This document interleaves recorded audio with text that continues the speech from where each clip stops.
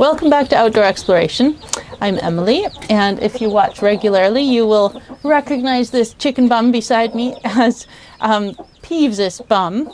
Peeves was our broody hen, or I guess she still is, and she now has 6 chicks, all of which hatched in the past, well, between 2 days ago and 5 days ago. So the youngest are now just barely 2 days old. And you can see they're all finally up and eating. The very last to hatch has only just gotten up this morning and been eating. And she's been dutifully teaching them in between quick jaunts outside for a stretch and to run around with her friends. But she seems to be a fabulous mother, which, as I've said before, totally amazes me because she was an incubator chick who was raised with all her other chickens and never had a mother herself. And she's learning all the ropes and doing a great job. I promised that we would do a Q&A today because we've had a bunch of questions come in about how we're doing this and why we're making the choices we are. But also, before I get to the questions, I wanted to tell you something amazing I've learned. So as you also might know, we're an unschooling family. And when you unschool, everybody's following their own interests and discovering their own passions and strengths and learning new things. There's a chick who's lost in the wrong box. Oh, he found his mama. And then she left. The lives of chicks are a little are interesting. Anyway, so having chickens is really all of our passion this year. We've never done it as a family before, although both my partner and I did it as children with our parents, and adults we helped look after theirs as well. But we've learned so much, and there's so much that we didn't know before, and just amazing things we're discovering. So I wanted to share with you something interesting.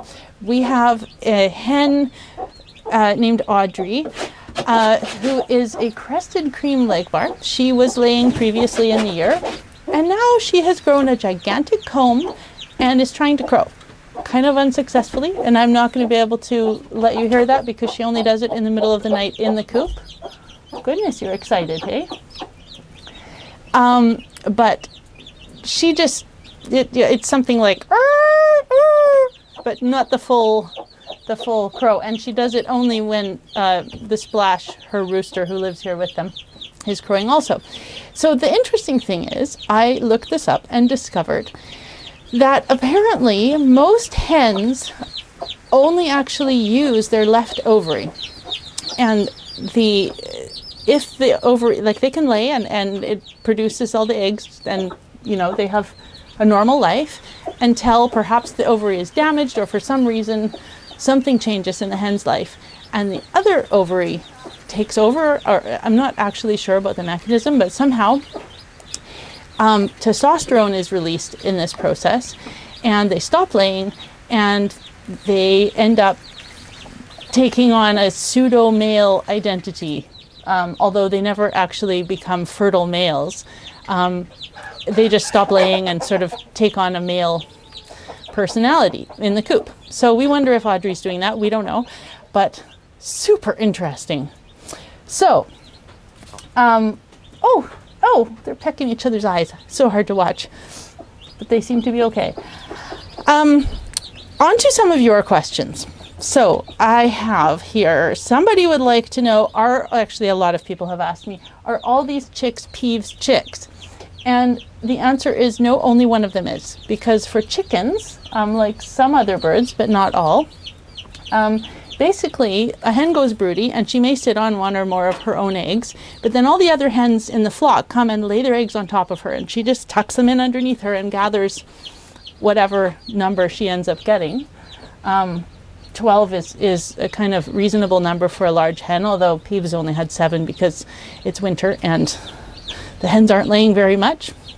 And in fact, the other hens will continue to drop their eggs on top of Peeves for a long time. But we marked the first few and then continued taking out any new ones as the days went by because we didn't want, chicks hatching over a 2-week period. That would be kind of terrible for their for their health, because of course the first ones need to get out and start eating, and then Peeves has to stay behind and look after the younger ones.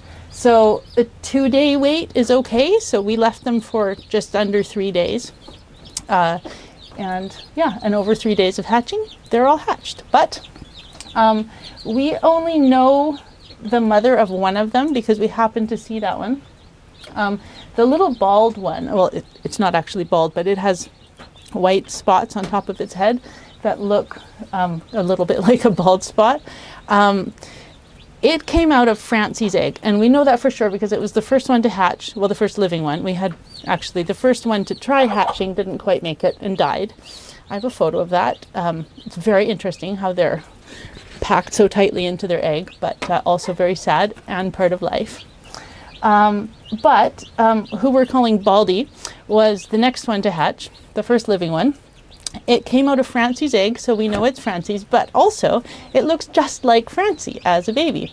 So we have no idea if it's male or female, how it'll look when it grows up, but that's the only one we actually know who the parent is. We know one of these eggs is Kalamata's egg because it was dark brown and she's the only hen who lays that one, but we're not sure which chick came out of it anymore because as you can see, they're all pretty much black with little bits of white. So a mix of different chicks, some of whom we know who they are, and none of whom we actually know who the father is. Hi, Splashy. This is Splash. He's potentially the father of some of them, but Lester could be the father of some others. We don't know. We might know when they grow up. We might not. But that leads me to another question. People have been asking about the green or blue eggs. Yes, you can eat them. No, they're not green inside. We have crested cream leg bars, which lay blue eggs, and we have Americanas, which lay a more greeny blue egg. So the Splash is an Americana rooster, and Fluffy Face, our little white hen, is an Americana also. So this egg that's in here today with the Jersey egg, which are kind of a pinky brown color, this little green one is one of Fluffy Face, our white Americana. It's one of her first eggs. She's actually just started laying this week. So, yes, green eggs, you can eat them. What else do we have here? Oh, why is our hen named Peeves?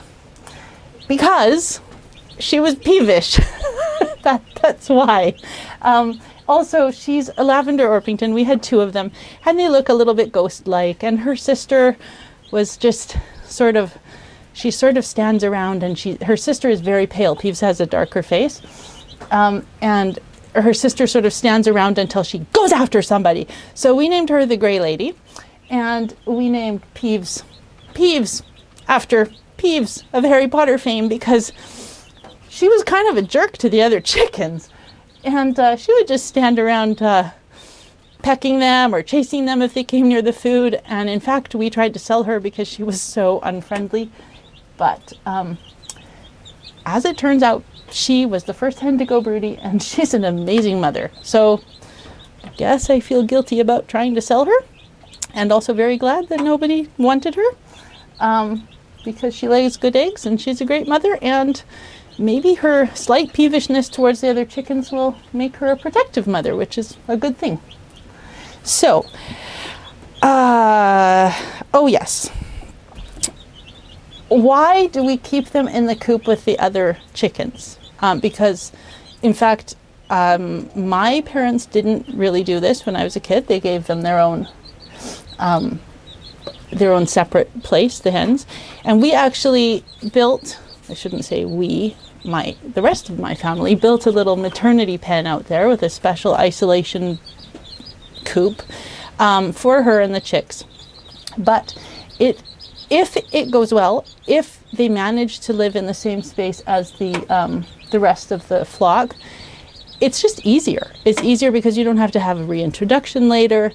You don't have the potential for them to get cold or get attacked by animals because that place out there isn't quite as secure as this one. So yeah, we're trying it out, and we still have the maternity ward available if necessary, but so far this is going okay. We have this blocked off so that the chicks can't get out, but she can easily hop over behind there and leave as much as she likes, which she does like 10 times a day. And then the chicks stay in here.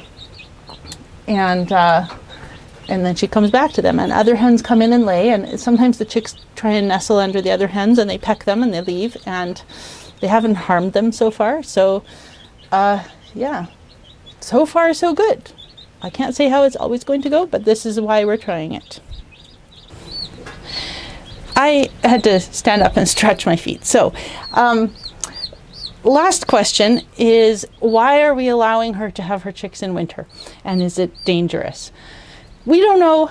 I've never had any chickens who had their chicks in winter, and it isn't normal. I guess what happened was we just had a little warm stretch back in kind of mid-early January, and we had a broody hen as a result. And we considered taking her eggs away and not allowing it, but we thought, you know, this is the West Coast.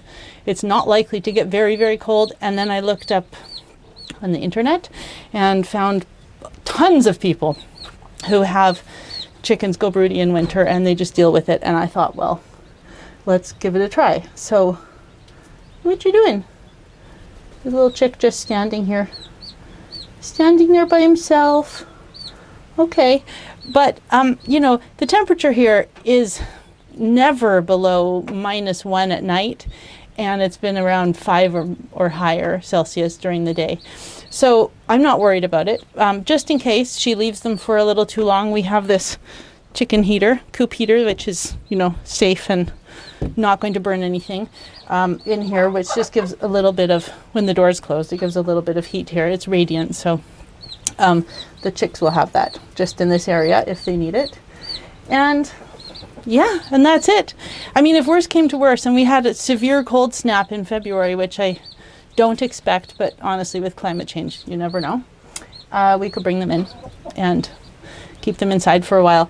But I would rather not, because actually if they adapt to the cold weather, I think they'll be healthier animals.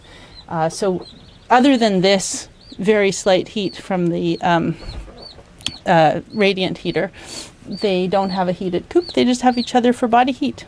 And Peeves has plucked out all her under feathers and keeps them warm, yeah, by allowing them underneath her, except for like this one who's not going under for some reason. Anyway, I think that's it. And maybe you've had enough of me talking. That was a lot of questions, but if you have more, let me know and I will answer them to the best of my ability. I guess that's it for now. Happy exploring.